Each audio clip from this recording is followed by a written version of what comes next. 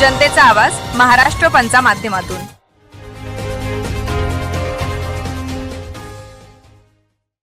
नमस्कार, महाराष्ट्र पंच न्यूज मध्ये आपलं स्वागत आहे। मी नाजिम सिद्दीकी। पाहूया शहरातील ताज्या घडामोडी। कॅमेरा चालू तर करा सर।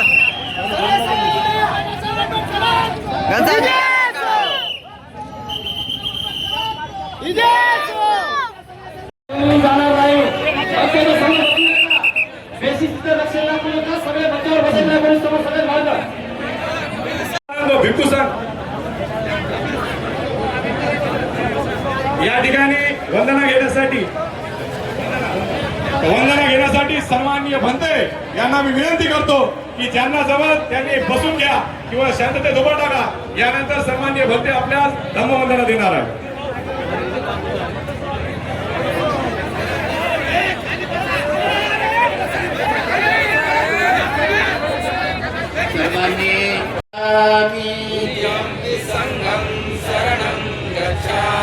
सत्यंपि बुद्धं शरणं गच्छामि।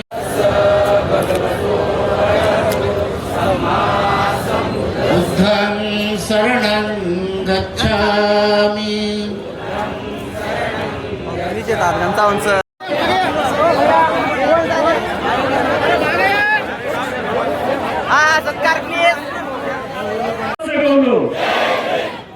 पूजनीय भिक्खू संघाचा अनंतराज आंबेडकर साहेब माहिती आहे की त्याने या इथं हा संपूर्ण समाजामध्ये एकत्रितपणा पहिल्यांदा पाहिला आणि मला सांगितलं की आनंदराजी अत्यंत जोरात या इथं जे शहीद आमचे वाकोडे दादा जे खरं म्हणजे रिप्रेझेंटेटिव्हची एक जिद्दावती तोफ होती, त्या गेल्यानंतर या इथे एक प्रकारचं थोडस एक पोकळी निर्माण झाली होती, परंतु आता ही तरुण मंडळी ती पोकळी भरून काढतील अशी आशा त्यांनी दाखवली आणि त्यामुळेच मी मुद्दाम इथे आलो।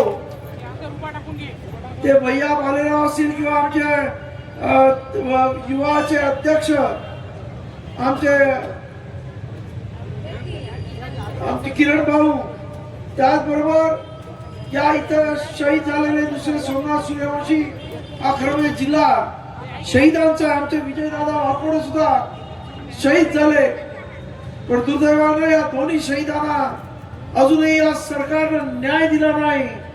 अजूनही हे दोघंही न्याय मागतायत आणि म्हणून आज मला आनंद वाटतो की या तरुणांनी, ज्या तरुणांना विजयदादांनी घडवलं, ती मंडळी आज एकत्र येऊन खऱ्या अर्थानं आज या संपूर्ण परभणी जिल्ह्यामध्ये परत एकदा आंबेडकरी चळवळ गतिमान करतायत।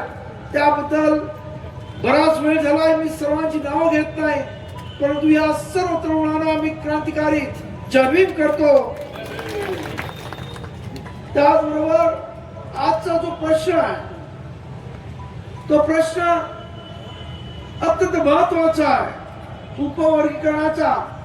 आपल्याला असं वाटत असेल उपवर्गीकरण झालं तर काय बिघडणार आहे, उपवर्गीकरण झालं तर तुमची पुढची एक पिढी बर्बाद झाल्याशिवाय राहणार नाही, हे लक्षात घ्या।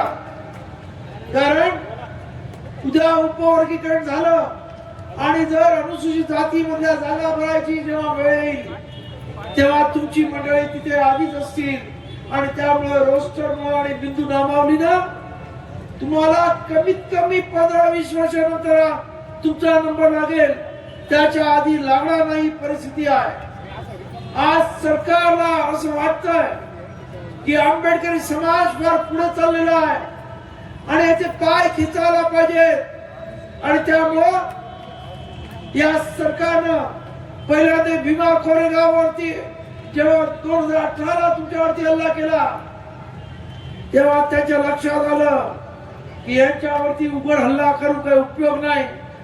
अरे अख्खा महाराष्ट्र तुम्ही बंद केलात, मुंबईतून एकही इंटरनॅशनल विमान उडालं नाही, जगभर या सरकारची नाचक्की झाली। मुंबईमध्ये झालं काय, एवढी ताकद तुमच्यामध्ये आहे आणि म्हणून या सर्वांनी आता कपटकार असताना करून तुमचे पाय छाटण्याचा प्रयत्न करतात, तुमचं आरक्षण काढून घेण्याचा प्रयत्न करतात आणि त्यासाठी हे उपवर्गीकरणाचं नाटक त्यांच्याकडे असणाऱ्या काही दलाल लोकांना हाताशी घेऊन केलेला आहे.